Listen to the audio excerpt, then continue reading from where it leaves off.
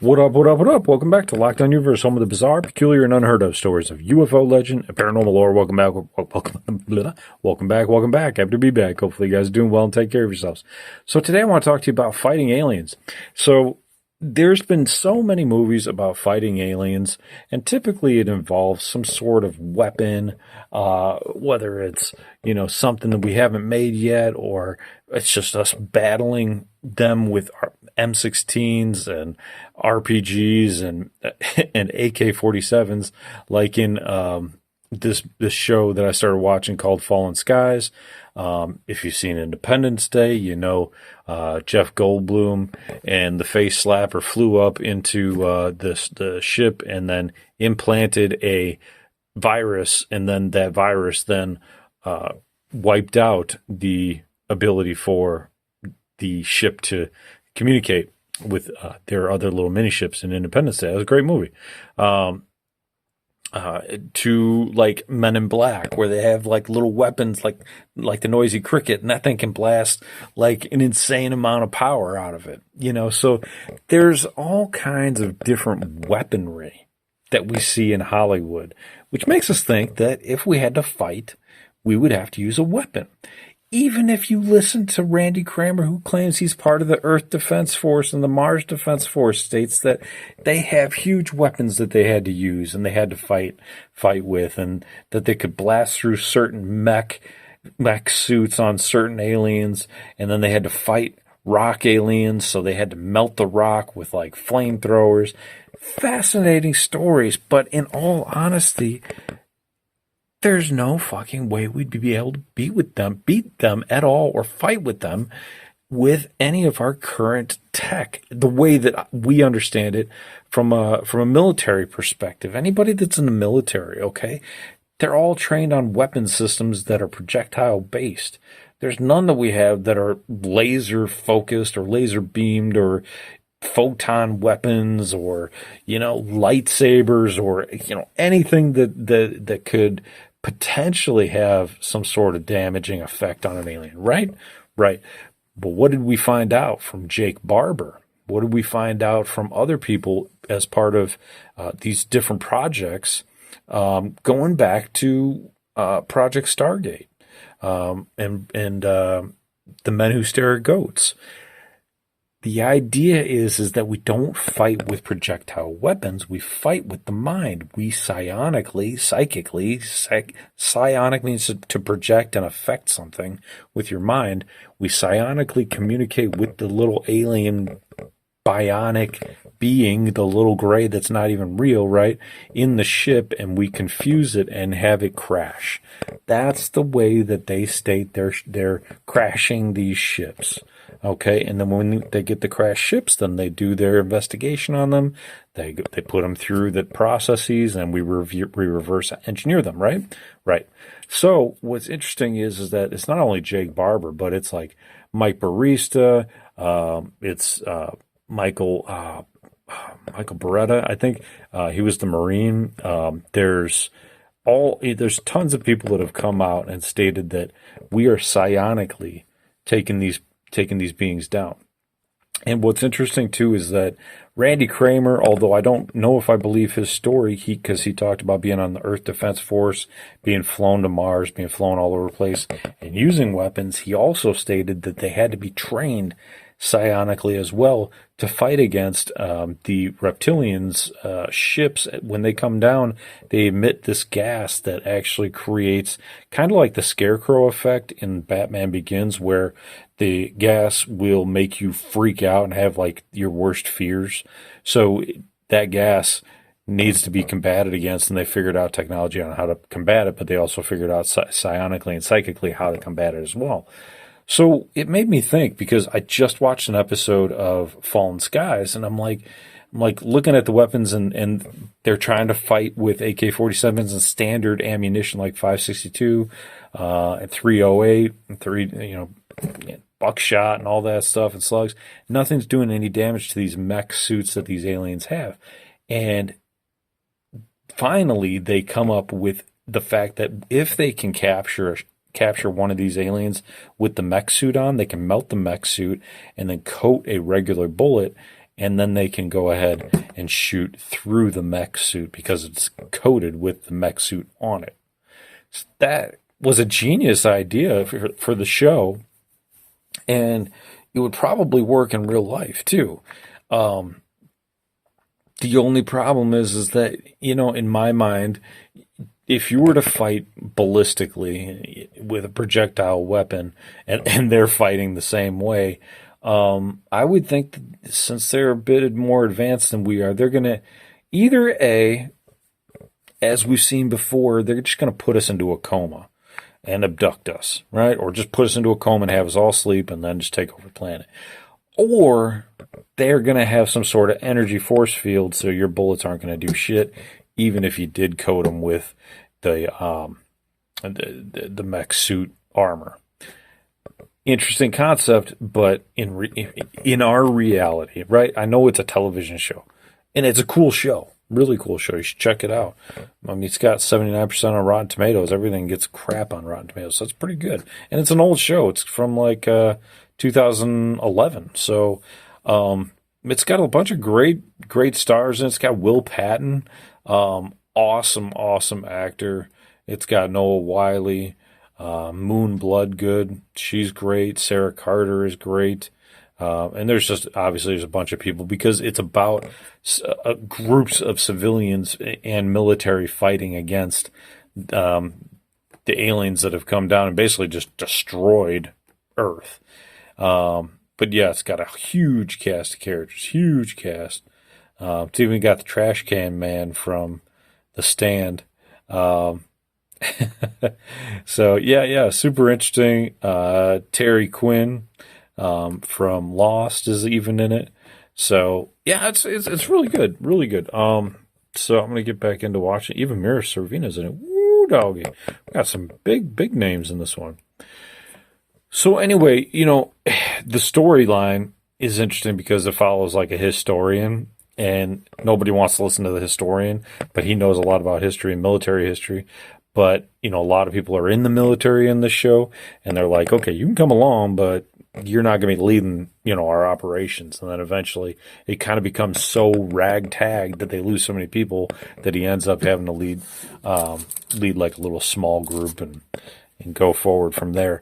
But as far as being able to battle aliens, the only way we could do it is either if we had another alien civilization giving us weaponry that could battle other aliens, or we can't, or that's it. I don't think we can do anything else.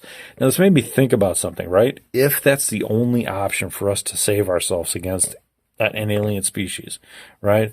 If we're not smart enough to come up with a virus and then be able to go into their ship and implant it like in Independence Day, then we're waiting for some survivor, some savior to come down and give us saving grace weapon.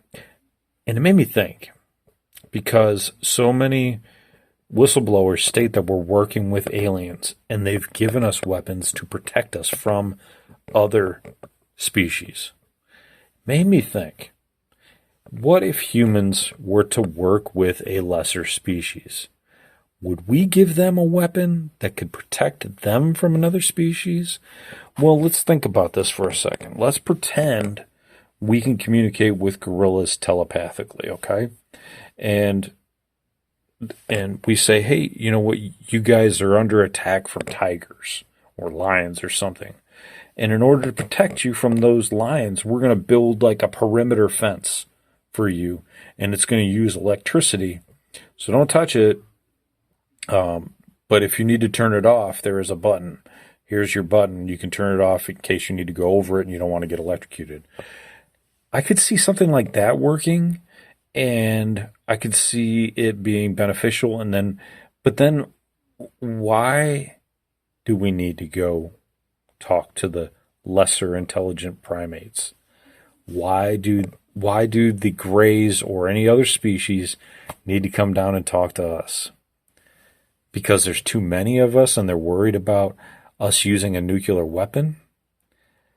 Are we that smart that we've created something that can cause so much destruction that we need aliens to come down here and bargain with us to give us weaponry so that we don't use certain other weaponry? Have they given us these 8-gon, octagon ships and these triangle ships because they want America to not use nukes? Well, what about Russia? What about China? What about North Korea? Are they making the same deals over there? We've heard about Dwight Eisenhower and how he was worried about the military-industrial complex taking over. He also, this is a report, is that he reportedly signed a deal, and that deal allowed the Greys to take 3 million people per year, some number like that, between 1 million to 3 million. And in that case, the report states that as long as we have the names of the people that were doing it and we could go along with them, make sure that they were doing it right, that everything was fine. Well, they ended up taking way more people. We said we had to go along, and we kind of adjusted the deal. It makes me wonder, if we made that deal and they're taking sperm and ovum and DNA, that they need to take it because they're trying to create something that we have, a soul. Supposedly, they don't have a soul. So they're trying to create the genetic material to create the soul again. Isn't this interesting, though? Why do they care about the soul? Bob Lazar stated that the soul was so important that we are containers of these souls. And that's merely all we are and all we're viewed as by the aliens. We're just viewed as containers. Well, that's fine. I'm a container, but guess what? I got something special in me. I got a soul, and they don't. They want something from us, and it's the genetic material to create that soul again. Why is it so important? So they can reincarnate, and so they can come back into a different body or a different planet and reincarnate into a different planet. Dolores Cannon is a master hypnotist and has written many books about how people have had many reports of reincarnating on other planets. My question is, there's been reports of the soul being a liquid quantum fluid, is what the actual quote-unquote statement is. It is a liquid quantum fluid that they can take out and put into another body, reportedly. Reportedly from who? I'd have to dig that back up. I can't remember if it was on Gaia or something else. But a quantum liquid fluid. And if that's the case, then why would they need us? Because they don't have that quantum liquid fluid? They can't just steal it from us, pour it into a body because it's not them? Maybe the soul is so important that they need a new soul. Did they ever have a soul? Is the gray species just a mere biomechanically engineered species? Many people believe that, and many people believe they're under the spell of the insectoids, as well as the reptilians, as well as the Nordics, and that they are nothing more than an iRobot. Now, you can battle those, but the only problem with that statement is that most of the crash sites that have had grays have stated that these things are communicating telepathically. They don't, when they have crashed and when they've gotten injured, there's no robotics within them. There's no fiber optics. There's no wires coming out of them. There's no lights. It's just blood and ripped off arms or damaged heads. And it's clear to the people that see these beings that they're highly injured and they end up dying. Is it that they've created such a biological advancement that these beings are indistinguishable from a living being? And if that's the case, then maybe they really do want a soul. it's something to think about. It is very interesting. But going back to the battling of these aliens, I don't think we have to battle the grays so much, even though basically they just warn us about using nuclear power and nuclear weapons. That's all they're really ever doing. They're never really hurting us. They are taking ovum and sperm, but other than that, you're not coming back with like an arm or a leg missing or anything like that. Sometimes you're coming back with cured cancer, or you're coming back with like an ailment, fixed, or you're able to see through walls and you got x-ray vision and shit like that. And there's some really cool stuff that people get sometimes from these beings. I'm not saying they're perfect. I'm not even saying they're doing the right thing. I'm just saying sometimes there's some cool things that happen. But is it that we have to fight the beings that are above them with our psychic capabilities? Are those the folks that we need to be concerned about? And if so, what are we going to do about it? We'd have to really become focused on our psychic capability, which I think is being oppressed, pressed down, blocked, calcified, pineal gland, whatever you want to call it. But there's so much division on Earth that we're not focused as a human race on increasing our psychic capabilities. We're mainly focused on holding down other humans and increasing our monetary status. So the only way we're going to be able to eventually fight back against any alien species is to let go of the capitalist system and let go of the communist system too, and find some new system that works together. And maybe we're getting there with robots so that we can develop our spiritual warfare. And maybe not even so much spiritual, just psychic warfare. Our capability to protect ourselves psychically and build telekinesis so that we can move objects around quickly and develop things faster. Work on our audio manipulation of physical objects, such as these black boxes that you've seen with sand on them, and when you turn a certain frequency, the sand turns into a certain pattern. Imagine if we had that capability, but instead of it being sand, it was metal, and you could create a ship out of the exact frequency that you need, and then create all of the pieces of the ship with the audio waves. Think about that for a second. Think about all you can do with audio waves and how you can manipulate things with audio waves. We are on step one with that, right? We haven't manipulated anything hardly with audio waves, yet we're starting to learn that we can levitate things with audio waves.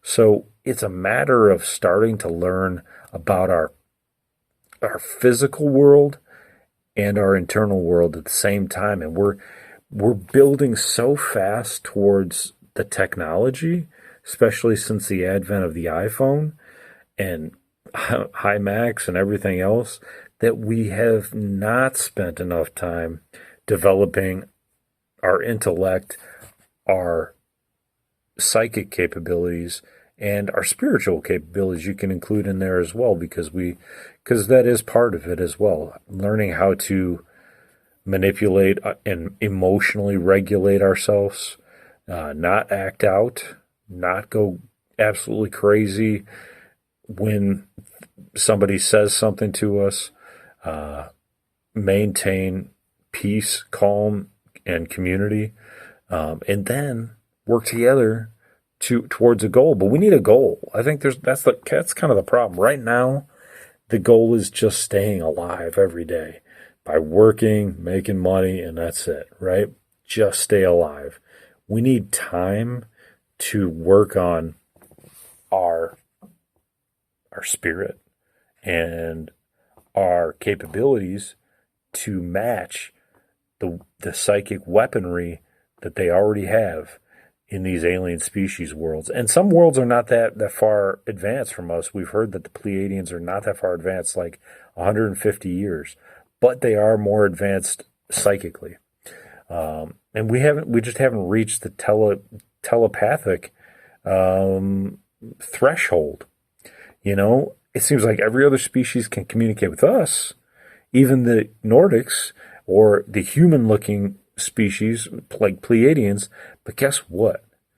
We cannot communicate with each other on a telepathic level. There are some sixth senses and body language, tonality, and kind of like these physical things we can feel. And sometimes we can feel whether somebody means us harm or not. But in all reality, it seems like we rely on the physical and what people tell us over how we feel. And the only way to get back to how you feel is to become calm and have peace inside and use your meditation to really hone in on our nervous system and reading what it's telling us and reading the environment without having to be told what the environment is, but being able to have the body recognize threat, recognize peace, recognize happiness. So I'll leave you with that. I think there's a lot of work to do, but it's not that you can't do it right now. You can continue to meditate. You can continue to look up videos on YouTube about how to decalcify the pineal gland, how to get in touch with your own spirit and get back to nature and touching grass and feeling what is around you versus being told through all this bullshit social media, news networks, and everything else what to think. All right. I'm going to wrap it up there. I hope you guys enjoyed the podcast. The one true weapon is us. We don't need to create anything. It's all right here. We just have to break through the thresholds and the barriers that are already within the mind. Once we figure that out, we're going to be unstoppable. We already are. And you are. Because you can make anything happen for yourself. So I love you guys. Take care of yourselves spiritually, physically, emotionally. Look into how you can protect yourselves. How can you heal your body? How can you use crystals, meditation, Tai Chi, Qigong? You don't have to know how to do certain things yet. You can learn them, and you can learn them fast. You can learn them in a day or two. So it's not like you can't do it. You can. Follow through on your hobbies and your goals and your dreams. Maybe make new ones, And if you can't if you're older like me and you can't do the things you used to be able to do, that's okay. Just look into what you can do. And as always, continue to question the universe around you. Till next time, guys, take care. Locked in universe out. Peace.